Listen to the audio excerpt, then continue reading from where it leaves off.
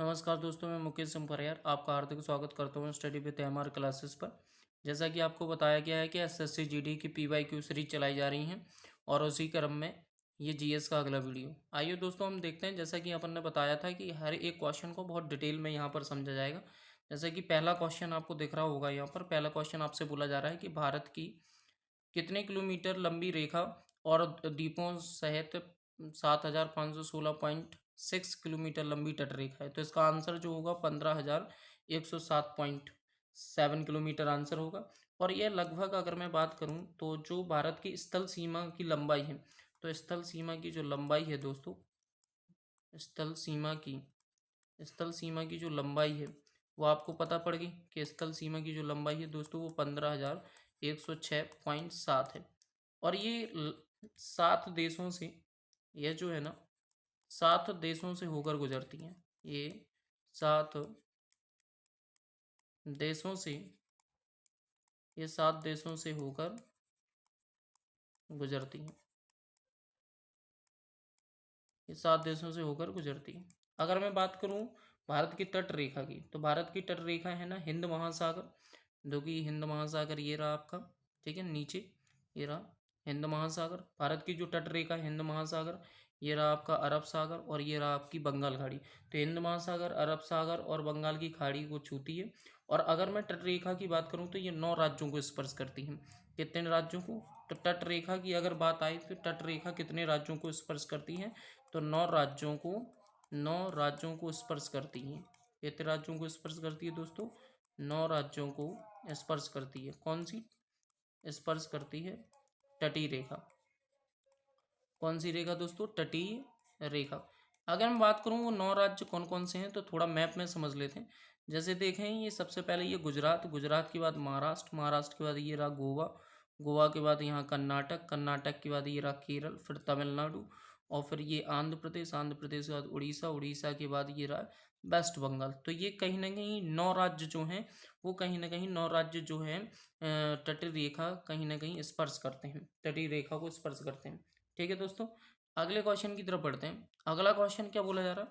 अगला क्वेश्चन बोला जा रहा है, प्राचीन भारत में तमिल क्षेत्र में साधारण हलवाओं को किस नाम से जाना जाता था? तो साधारण हलवाओं को उड़वार के नाम से जाना जाता था। किस नाम से जाना जाता था दोस्तों? तो इन्हें जाना जाता था उड़वार के नाम से, उड़वार के नाम से या उज्वार के नाम से भी जाना जाता था। ये जो शब्द हुआ करता था, यह शब्द ये जो शब्द हुआ करता था, ये शब्द उन लोगों के लिए इस्तेमाल किया जाता था। यह शब्द उन लोगों के लिए उन लोगों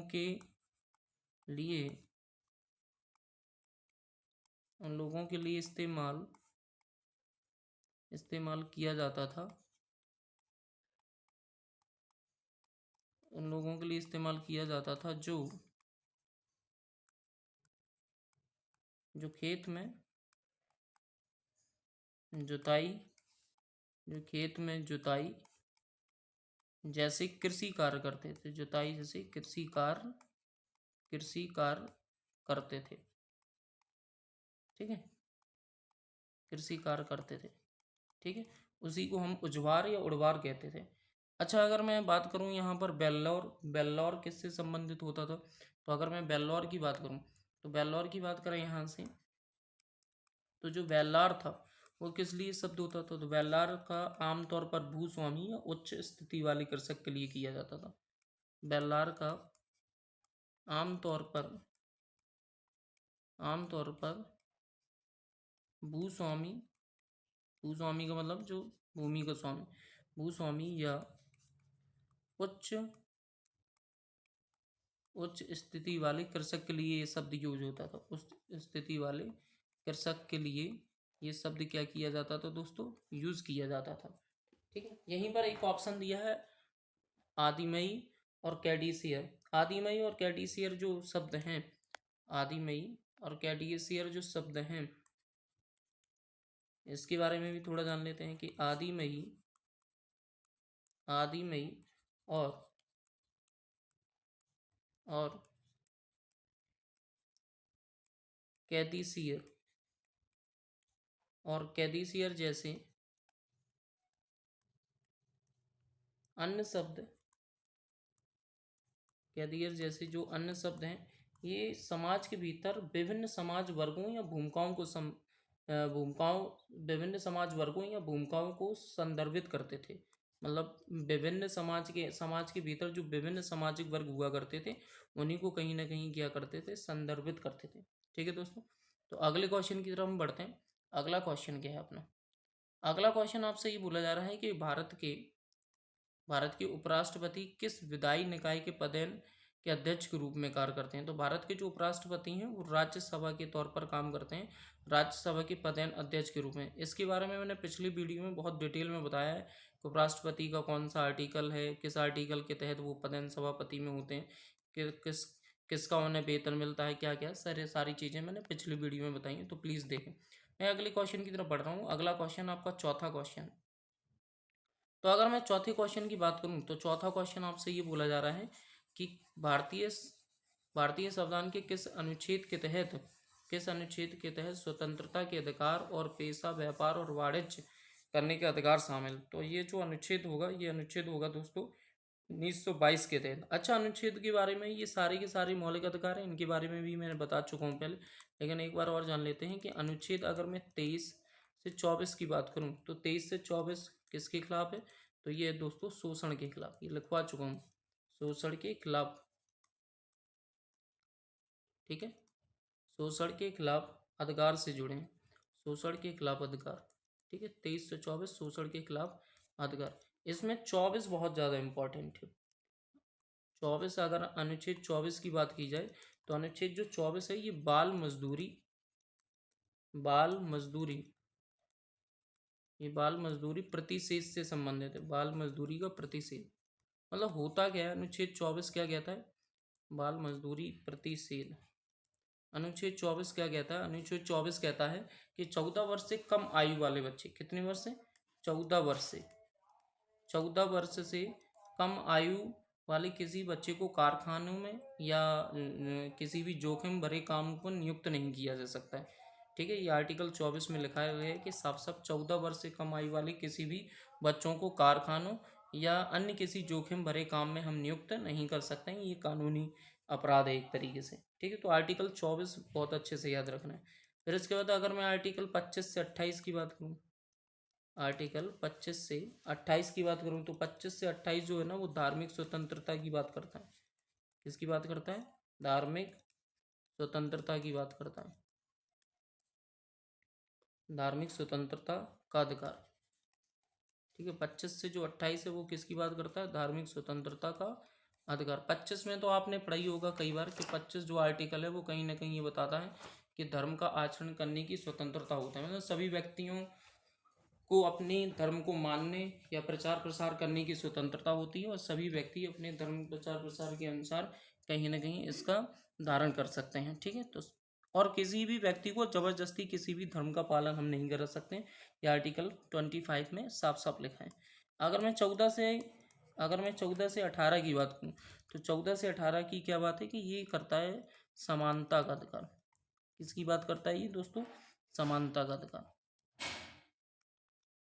ठीक है दोस्तों, अब हम अगले क्वेश्चन की तरफ बढ़ रहे हैं। अगला क्वेश्चन हमसे ये पूछा गया है कि किसी भी देश के सकल घरेलू उत्पाद अथवा अर्थव्यवस्था के विभिन्न अर्थार्थ प्राप्त होता है। तो किसी भी देश के सकल घरेलू उत्पाद या विभिन्न क्षेत्रों से अर्थार्थ कृषि क्षेत्र कृषि क्षेत्र या औद्योगिक क्षेत्र या सेवा क्षेत्र से कहीं ना कहीं ये चीज़ें प्राप्त होती हैं। और सकल घरेलू उत्पाद का मतलब क्या होता है? देखो दोस्तों, सकल घरेलू उत्पाद को हम क्या कहते हैं? तो सकल घरेलू उत्पाद को जीडीपी भी कहा जाता है। किसी भी देश की सीमाओं के अंदर किसी भी देश की सीमा के अंदर एक खास समय अवधि में उत्पादित सभी वस्तुओं और सेवाओं का जो कुल मौद्रिक मूल्य होता है, उसी को क्या कहा जाता है? उसी को जीडीपी कहा जाता है। ठीक है, अगर मैं बात करूं तो सकल घरेलू उत्पाद सकल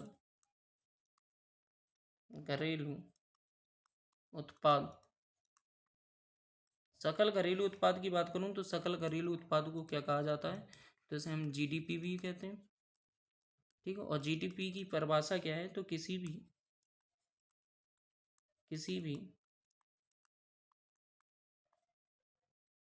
भी देश की किसी भी देश की सीमाओं किसी भी देश की सीमाओं के अंदर एक खास समय अवधि में, एक खास समय अवधि में एक खास समय अवधि में उत्पादित सभी वस्तुएं और सेवाओं सेवाओं का जो मौद्रिक मूल्य होता है, क्या होता है दोस्तों, मौद्रिक मूल्य होता है, उसी को हम क्या कहते हैं, जीडीपी कहते हैं। और वो किससे संबंधित होता है, कृषि क्षेत्र से संबंधित होगा, औद्योगिक क्षेत्र से संबंधित होगा और सेवा क्षेत्र से संबंधित होगा। ठीक है। अगर मैं बात करूं तो आर्थिक गतिविधि में जो सबसे ज़्यादा इस्तेमाल किया जाने वाला माप है उसी को हम क्या कहते हैं, जीडीपी कहते हैं। एक क्वेश्चन और पूछा जाता है कि जीडीपी की गणना के लिए कितने तरीके होते हैं। तो जीडीपी की गणना के लिए 3 तरीके बताए गए हैं। गणना के 3 तरीके बताए गए। पूछा जाता है क्वेश्चन में कि जीडीपी की गणना के कितने तरीके होते हैं, तो 3 तरीके बताए गए। एक तो होता है व्यय दृष्टिकोण, व्यय का मतलब होता है खर्चा, व्यय दृष्टिकोण, व्यय का मतलब दोस्तों क्या होता है, खर्चा। दूसरी बात उत्पादन दृष्टिकोण, उत्पादन दृष्टिकोण। तीसरी जो बात है, तीसरी बात बोली जाती है आय दृष्टिकोण। तीसरी जो बात है वो तीसरी कौन सी बात है दोस्तों, आय दृष्टिकोण। तो जीडीपी की गणना के कितने तरीके हैं, तो जीडीपी की गणना के 3 तरीके हैं। ठीक है। अगर मैं बात करूं तो जीडीपी, थोड़ा सा इसकी अगर हिस्ट्री की बात करें तो जीडीपी की जो पहली बुनियाद की अवधारणा आई थी वो 18वीं सदी में, 18वीं सदी के अंत में आई थी। किसमें, 18वीं सदी के अंत में आई थी। और वहीं आधुनिक अवधारणा अमेरिकी अर्थशास्त्री साइमन कुंजन ने 1934 में विकासित किया था। एक व्यक्ति थे अमेरिका की, यूएसए की, ठीक है, जिनका नाम था साइमन साइमन कुंजनेट। इन्हें है ना आधुनिक अवधारणा से संबंधित रखते हैं। जीडीपी की आधुनिक अवधारणा अगर देखी जाए तो साइमन कुंजनेट ने दी थी, और ये इतनी बातें कहीं ना कहीं हमें ध्यान रखनी है। अब हम आगे बात कर लेते हैं डंडारी से संबंधित। क्वेश्चन पूछा जा रहा है कि डंडारी नृत्य किसी शैली संबंध भारत के किस राज्य से। तो अगर मैं डंडारी की बात करूं तो डंडारी कहीं ना कहीं तेलंगाना का एक पारंपरिक नृत्य या शैली है। ठीक है। थोड़ा सा मैं डाल लेते हैं, फिर उसके बाद आगे बढ़ते हैं दोस्तों। तो अगर हम यहाँ से देखें तो यह एक क्या है, छठवां क्वेश्चन है। अगर मैं देखूं तो डंडारी जो है दोस्तों, डंडारी एक पारंपरिक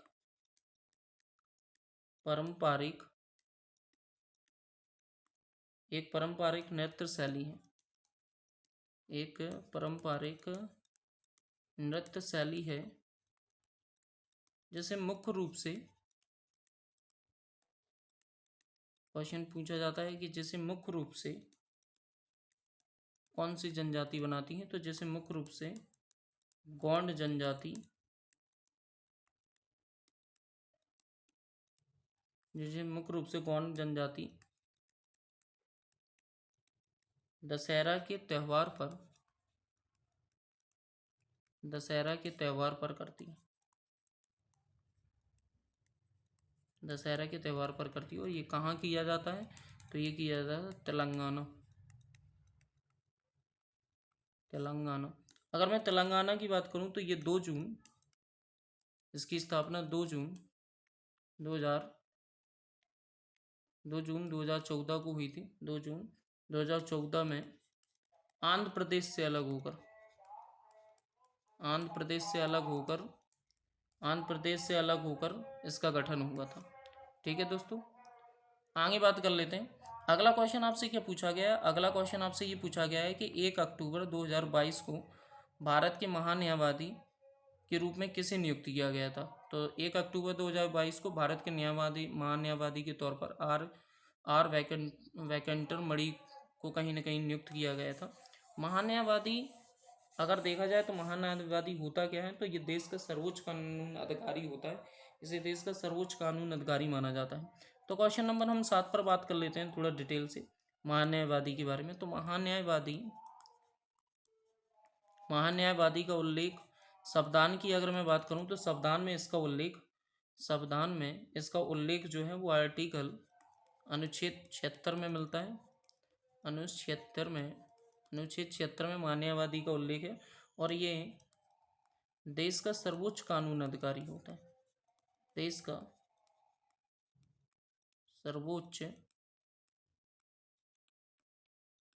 सर्वोच्च कानून अधिकारी होता है। देश का सर्वोच्च कानून अधिकारी होता है। इसी के साथ अगर मैं आर्टिकल 165 की बात करूं तो वो राज्य में होता है। आर्टिकल 165 की बात करूं तो राज्य के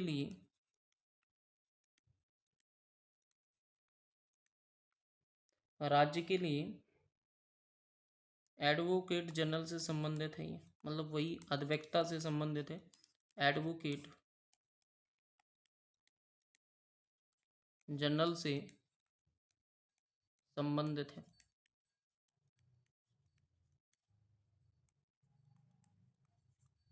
ठीक है दोस्तों।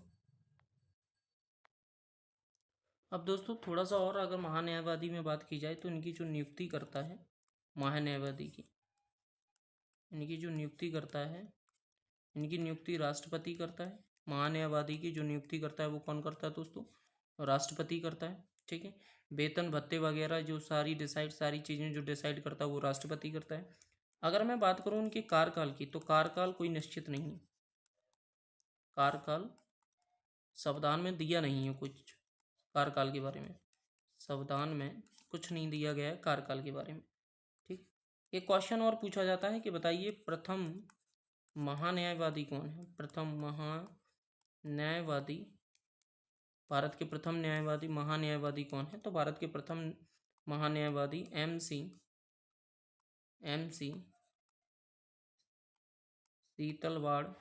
शीतलवाड़ इनका नाम है। भारत के प्रथम महान्यायवादी MC शीतलवाड़ हैं, जिनका जो कार्यकाल था वो 1950 से कब तक था? 1963 तक।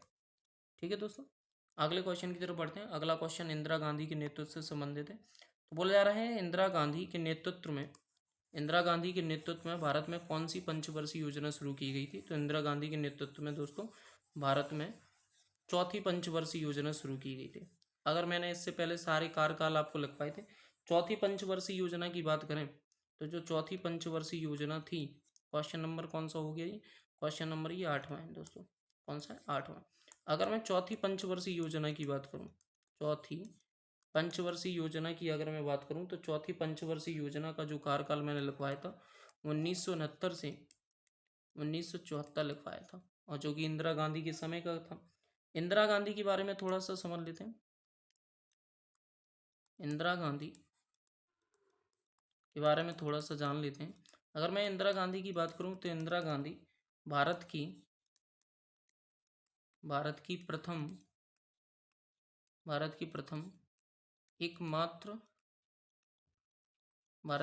एकमात्र महिला प्रधानमंत्री हैं।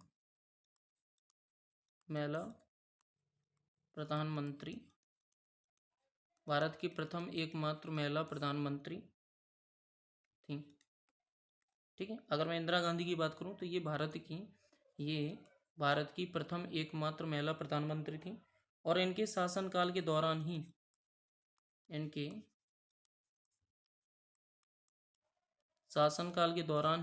शासनकाल के दौरान ही आपातकाल लगाया गया था। शासनकाल के दौरान ही आपातकाल लगाया गया था। जो कि 1975 से कब तक लगाया गया था? 1977 तक। अगर मैं इंदिरा गांधी की बात करूं तो इंदिरा गांधी, ये तो पता ही होगा, जवाहरलाल नेहरू की बेटी थी, और इंदिरा गांधी ने एक बहुत प्रसिद्ध नारा दिया था। इंदिरा गांधी का एक बहुत प्रसिद्ध नारा था जो कि कई बार एग्जाम में पूछा गया, गरीबी हटाओ। नारा दिया था इन्होंने, गरीबी हटाओ। ये इंदिरा गांधी का सबसे फेमस नारा हुआ करता था। इन्होंने एक नारा दिया था गरीबी हटाओ का। ठीक है। इनकी जो मृत्यु हुई थी दोस्तों, मृत्यु की कहानी आपको पता ही होगी कि 1984 में इनकी मृत्यु हुई थी। और इन्हीं के दो पर्सनल जो सिख गार्ड थे उन्होंने कहीं ना कहीं गोली मारकर हत्या कर दी थी। और इनकी जो मृत्यु हुई थी वो उसकी जो घटना कहीं ना कहीं जिस घटना के तहत हुई थी उस घटना को ब्लू ऑपरेशन के नाम से जाना जाता है। ठीक है, किस ऑपरेशन के नाम से जाना जाता है दोस्तों? तो इनकी मृत्यु 1984 में हुई थी। और इनकी जो मृत्यु हुई थी उस घटना को ब्लू ब्लू ऑपरेशन के नाम से जाना जाता है। ब्लू ऑपरेशन के नाम से जाना जाता है। ठीक है दोस्तों, अगले क्वेश्चन की तरफ बढ़ते हैं। अगला क्वेश्चन देखो, इसमें बोला जा रहा है कि 1919 में रॉलेट एक्ट की अभिव्यक्ति स्वतंत्रता जैसे अंकुश लगाया गया था, जो कि सत्याग्रह का एक तरीके से आह्वान किया गया था। देखो 1919 के रॉलेट एक्ट के समय में मौलिक अधिकारों को कहीं ना कहीं मौलिक अधिकारों पर अंकुश लगाया गया था। इसे एक काला कानून के तौर पर भी जानते हैं। देखो ये 1919 के रॉलेट एक्ट के लिए मैंने पहले भी वीडियो में आपको बता चुका हूँ। इसमें हुआ क्या था, इस एक्ट के अनुसार सरकार किसी भी व्यक्ति को बिना अभियोग चलाए, मतलब बिना किसी मुकदमा के चलाए अनिश्चित समय के लिए बंद कर सकती थी और उसे अपील, दलील या वकील करने का कोई अधिकार नहीं था। इसलिए इसे काले बिल के नाम से भी जाना जाता था। भारत में इसे काले बिल की भी संज्ञा दी है। तो इसी को किससे कहा जाता है? 1919 का रॉलेट एक्ट कहा जाता है। इस एक्ट के प्रति क्यों लाया गया था? क्योंकि इस एक्ट के प्रति भारतीय प्रतिक्रिया और सरकारी दमन, इस एक्ट के विरुद्ध सभी भारतीय एक साथ खड़े हो गए थे और गांधी जी ने इसका भारी भरकम में विरोध किया था। ठीक है दोस्तों, अगले क्वेश्चन की तरफ बढ़ते हैं। अगला क्वेश्चन आपसे ये बोला जा रहा है कि भारत की 2011 की जनगणना के अनुसार कौन सा राज्य या केंद्र शासित में सबसे अधिक साक्षर था? देखो, अगर 2011 की जनगणना के अनुसार देखा जाए तो सबसे अधिक साक्षरता वाला जो राज्य था वो केरल था। लेकिन इसमें हमें ऑप्शन वाइज जाना है। ऑप्शन के हिसाब से देखो कितना डीप क्वेश्चन आपसे पूछा गया है। सबसे अधिक नहीं पूछा उन्होंने ये पूछा है कि ऑप्शन के हिसाब से 2011 में या 2011 की जनगणना के अनुसार सबसे अधिक साक्षर राज्य कौन से थे? तो सबसे पहले आपको कई राज्य पता हो, 4 से 5 राज्य पता होने चाहिए, तभी आप बता पाओगे सबसे अधिक साक्षर राज्य। साक्षर का मतलब होता है पढ़े लिखे। साक्षर राज्य कौन से थे? तो देखो मैं लिस्ट लिखवा देता हूँ। सबसे पहले केरल था। ठीक है दोस्तों, दूसरे में केरल के बाद दूसरे में दोस्तों शायद मिजोरम, दूसरे में शायद मिजोरम था। हाँ, दूसरे में दोस्तों मिजोरम। अगर मैं तीसरे की बात करूं तो तीसरे में दोस्तों त्रिपुरा था। अगर मैं चौथे की बात करूं तो चौथे में गोवा था। और अगर मैं पांचवी की बात करूं तो पांचवें हिमाचल प्रदेश। तो आपको दोस्तों पहला याद नहीं करना है, आपको पांचों याद करनी है, क्योंकि आपसे डीप क्वेश्चन भी पूछा गया है इसमें। और इसमें देखो आप देखेंगे तो इनमें से सबसे इन चारों में सबसे ज़्यादा जो पढ़ा लिखा राज्य था कौन सा था? गोवा था। कौन सा था? गोवा। इसलिए इसका जो आंसर हो जाएगा वो गोवा हो जाएगा। ठीक है, ऑप्शन के हिसाब से। लेकिन अगर सबसे वैसे यदि पूछा जाए सबसे अधिक साक्षर राज्य, तो वैसे सबसे अधिक कौन सा था? केरल था। ठीक है दोस्तों, अब मैं बात कर लेता हूँ। एक और इससे क्वेश्चन है कि बताइए कि विश्व जनसंख्या दिवस कब मनाया जाता है? ये क्वेश्चन भी याद आ गया मुझे, बहुत अच्छा क्वेश्चन। विश्व जनसंख्या दिवस कब मनाया जाता है? और जनसंख्या के बारे में पूरा डिटेल में पहले वीडियो में बता चुके हैं। तो विश्व जनसंख्या जो दिवस है वो दोस्तों 11 जुलाई में, इसलिए आप जो वीडियो है शुरू से देखें। 11 जुलाई को मनाया जाता है। कब मनाया जाता है? 11 जुलाई।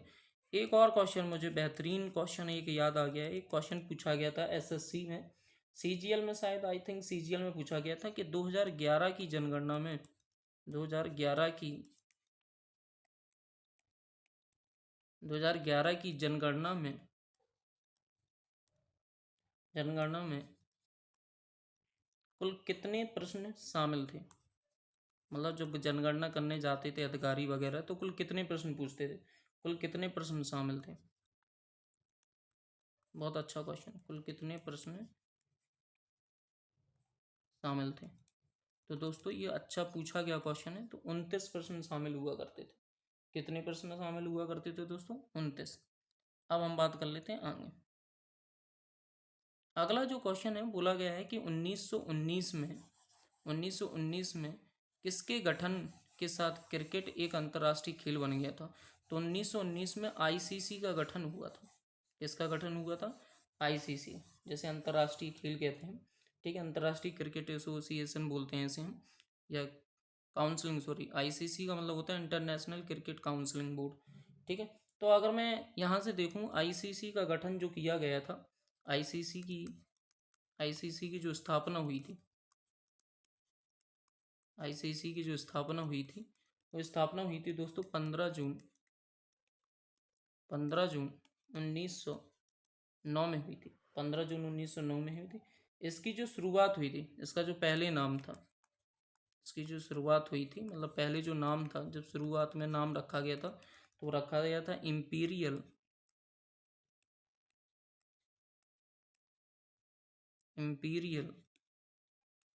Imperial cricket conference, imperial cricket conference, imperial cricket conference, ये नाम रखा गया। इस नाम से कहीं ना कहीं इसकी आईसीसी की शुरुआत हुई थी। सबसे इम्पोर्टेंट क्वेश्चन पूछा जाता है कि इसका मुख्यालय कहाँ पर है? तो जो मुख्यालय है,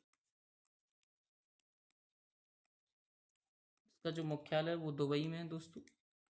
कहाँ पर है दोस्तों? दुबई में, ठीक है। और दुबई कहाँ पड़ता है? यूई में, यूएई में, ठीक है। अगर मैं बात करूँ तो आईसीसी में फिलहाल कितने सदस्य या कितने देश जुड़े हुए हैं? तो आईसीसी में फिलहाल में, ठीक है, आईसीसी में फिलहाल में 108 सदस्य जुड़े हुए हैं। फिलहाल में कितने सदस्य जुड़े हैं? 108 सदस्य। आईसीसी का वर्तमान में अध्यक्ष कौन है? आईसीसी के वर्तमान में अध्यक्ष की अगर मैं बात करूं तो आपको पता होना चाहिए, अमित शाह के लड़के जो हैं जय शाह, जय शाह वर्तमान में आईसीसी के कौन है? अध्यक्ष हैं, ठीक है दोस्तों। अगला क्वेश्चन पूछा गया है यहाँ पर, अगला क्वेश्चन कि FIH पुरुष हॉकी विश्व कप की मेजबानी किस भारतीय राज्य ने की थी? तो FIH अगर पुरुष हॉकी मेजबानी की बात करूं तो उड़ीसा ने की थी। और ये एक तरीके से इसे हम अंतर्राष्ट्रीय हॉकी महासंघ के नाम से जानते हैं। इसकी जो स्थापना हुई थी ये हुई थी 1971 में। इसे किस नाम से जाना जाता है? तो इसे जाना जाता है अंतर्राष्ट्रीय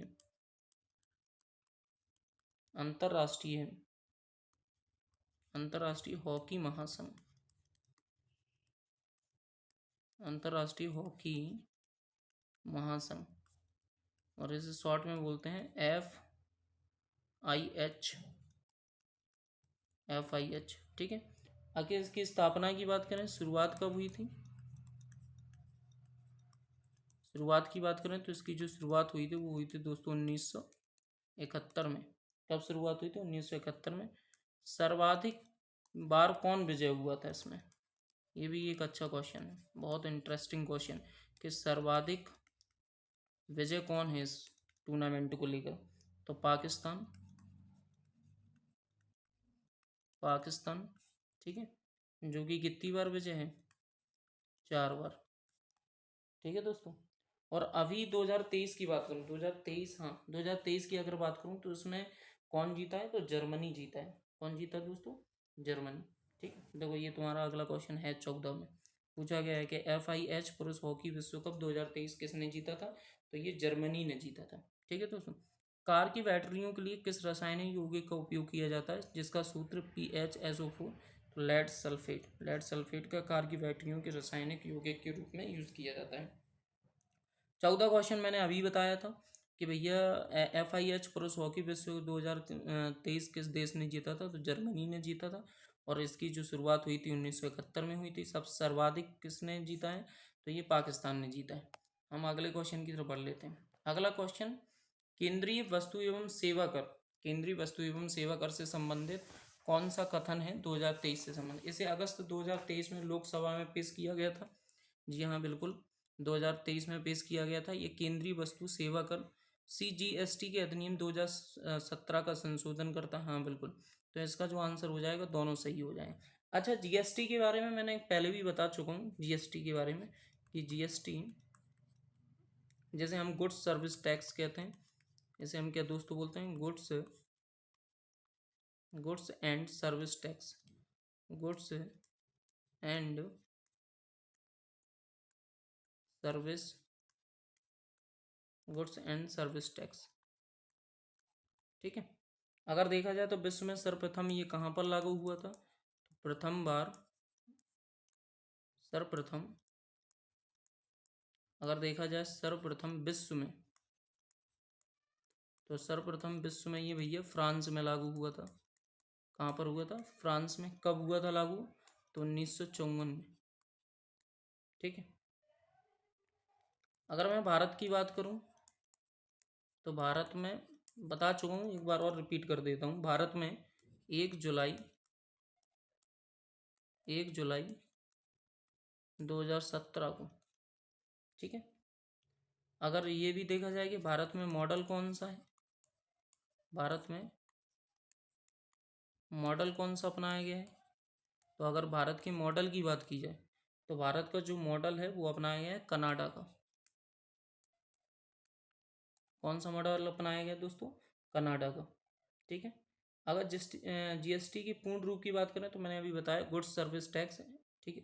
जैसे हम जीएसटी वस्तु एवं सेवा कर कहा जाता है, इसे क्या कहा जाता है? वस्तु एवं सेवा कर, ठीक है दोस्तों। और इसकी समिति के बारे में भी बता चुका हूँ। इसकी जो समिति थी वो विजय कैलेकर समिति थी। जीएसटी का मुख्यालय जो है वो कहाँ पर है? जीएसटी की अगर मैं मुख्यालय की बात करूँ, तो ये तो पता ही होगा सभी को, जो मुख्यालय वो कहाँ पर है? तो मुख्यालय था दिल्ली में, ठीक है। अच्छा, इसके ब्रांड एम्बेसडर की बात करूँ, पहली बार ब्रांड एम्बेसडर कब बनाया गया था? ब्रांड एम्बेसडर किसको बनाया गया था? ब्रांड एम्बेसडर की अगर बात करूँ, ब्रांड एम्बेसडर अगर मैं ब्रांड एम्बेसडर की बात करूँ, तो अमिताभ बच्चन को बनाया गया था। अमिताभ बच्चन को क्या बनाया गया था दोस्तों? अमिताभ बच्चन को ब्रांड एम्बेसडर बनाया गया था। जीएसटी लागू करने वाला जीएसटी लागू करने वाला राज्य कौन सा था? प्रथम राज्य कौन सा था? प्रथम राज्य कौन सा था? तो प्रथम राज्य था भैया असम। कौन सा था? असम। और अंतिम राज्य कौन सा था? अगर मैं अंतिम राज्य की बात करूं, तो अंतिम राज्य था जम्मू एंड कश्मीर। जो अंतिम राज्य था वो कौन सा था? जम्मू एंड कश्मीर, ठीक है। जीएसटी परिषद का अध्यक्ष कौन होता है? तो वित्त मंत्री होते हैं। और जीएसटी में सम्मिलित सदस्यों की जो कुल संख्या होती है वो कितनी होती है? 33 होती है, ठीक है दोस्तों। और अगर मैं बात करूं भारत लागू करने वाला जीएसटी कौन सा देश बना है, तो एक सौ भारत 161वां देश बना है। 161वां देश बना है जीएसटी लागू करने वाला, ठीक है। जीएसटी लागू करने वाला कौन सा देश बन गया? भारत 61वां देश बन गया, ठीक है। इतनी ही जानकारी थी। अगर मैं देखूं दो अगले क्वेश्चन की बात करूं 16 की, तो बोला जा रहा है ये कौन सा क्वेश्चन था? ये 15 का एक्सप्लेशन था।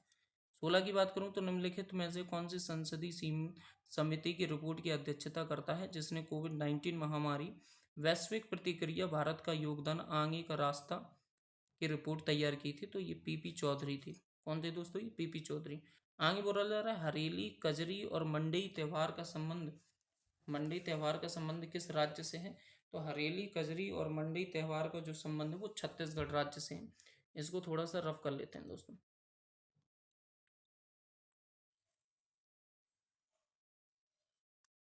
हम्म अब आगे बढ़ते हैं दोस्तों। आगे बोला जा रहा है कि हरेली कजरी, हरेली हरेली कजरी, हरेली कजरी और मंडई, मंडई छत्तीसगढ़ राज्य में, छत्तीसगढ़ राज्य में, छत्तीसगढ़ राज्य में मनाए जाने वाले पारंपरिक पारंपरिक त्यौहार हैं दोस्तों। कैसे त्यौहार हैं? पारंपरिक पारंपरिक त्यौहार हैं। ठीक है। अगर मैं हरेली की बात करूं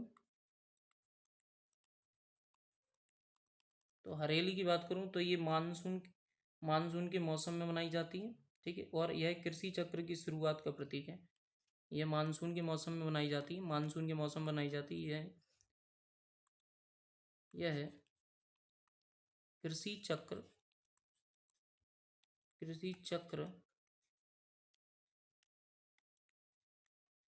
यह कृषि चक्र की, यह कृषि चक्र की शुरुआत का प्रतीक है।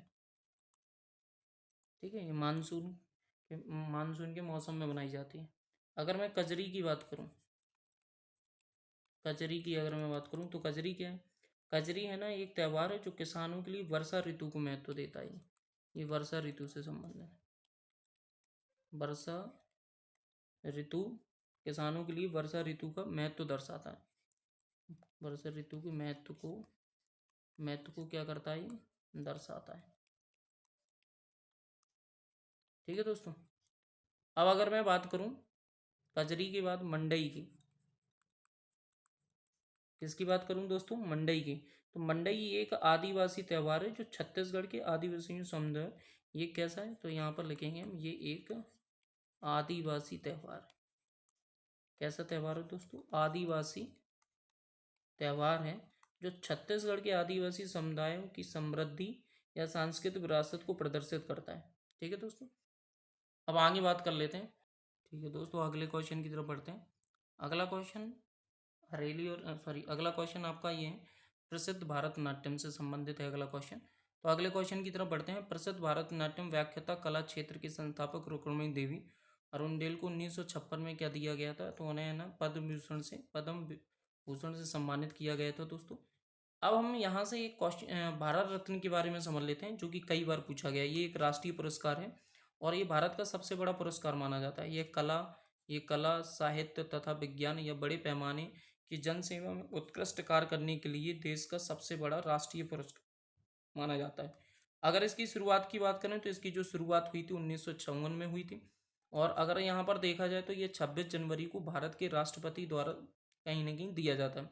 ये कब दिया जाता है? तो 26 जनवरी को भारत के राष्ट्रपति द्वारा इस पुरस्कार को सम्मानित या दिया जाता है। इसके मेडल में पीतल के पत्ते और आकार पर सूर्य का चित्र अंकित रहता है। ये बहुत ज़्यादा इंपॉर्टेंट है, पूछा जाता है कि जो भारत रत्न दिया जाता है उसके मेडल में क्या होता है? तो उसके मेडल में पीतल के जो पत्ते होते हैं, पीतल के पत्ते के आकार पर सूर्य का चित्र अंकित रहता है। और जनता पार्टी द्वारा इस पुरस्कार को 1977 में फिर से बंद कर दिया गया था।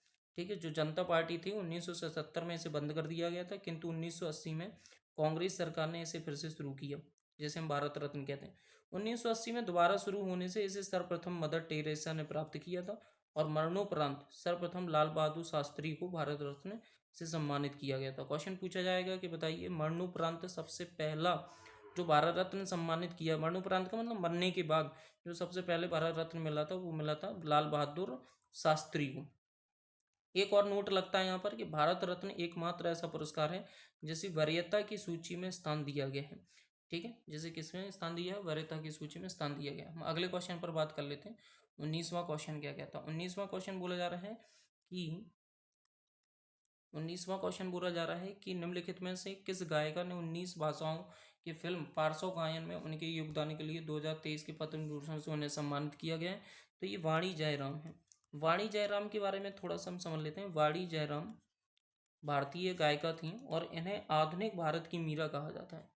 इन्हें इन्हें आधुनिक